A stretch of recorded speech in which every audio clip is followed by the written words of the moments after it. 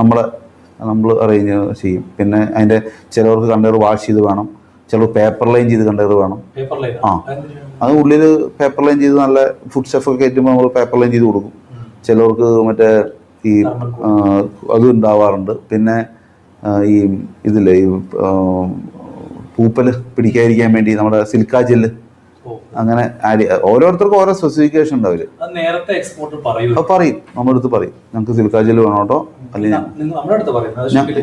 Shipping line എടുത്ത് നമ്മുടെ അടുത്താ പറയുക. നമ്മൾക്കാണല്ലോ ഇങ്ങനത്തെ വർക്കൊക്കെ നമ്മളാണല്ലോ ചെയ്യുന്നത്. അല്ലാതെ ഷിപ്പിംഗ് ലൈൻ അവർ ബുക്കിംഗ് അവർ ചെയ്യുന്ന എനിക്ക് തോന്നുന്നില്ല.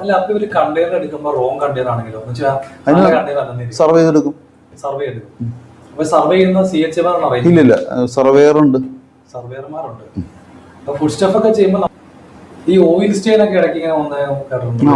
വരും.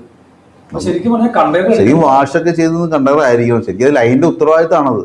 അത് കണ്ടെയ്നേഴ്സ് എല്ലാം നല്ല കണ്ടെയ്നേഴ്സ് നമുക്ക് തരിക എന്നുള്ളത്. എന്തോരം ഒരു ഉത്തരവാദിത്തം കാണിക്കണമെന്നുള്ളത് നമുക്കറിയില്ല.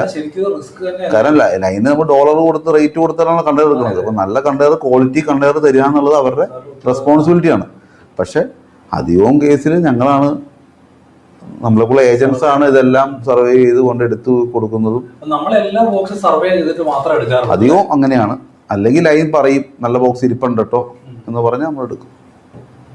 ഈ ഞാൻ കൂടുതൽ സെലക്ട് ചെയ്യുന്ന പ്രൊഡക്റ്റ് വൈസ് ആണ്. ഫുഡ് പ്രൊഡക്ട്സ്, റൈസ് അങ്ങനെ ഒക്കെ നമ്മൾ സർവേ നടത്തിയെടുക്കും. മറ്റുള്ള മിഷനറി കാര്യങ്ങൾക്കൊന്നും നമുക്ക് കുഴപ്പമില്ല, നോക്കിങ് എടുത്താൽ മതി. ഏതെങ്കിലും ഡ്രൈവേഴ്സിനോട് നോക്കാൻ പറയും, ജസ്റ്റ് നോക്കിങ് എടുക്കാൻ പറയും. അത് തന്നെ.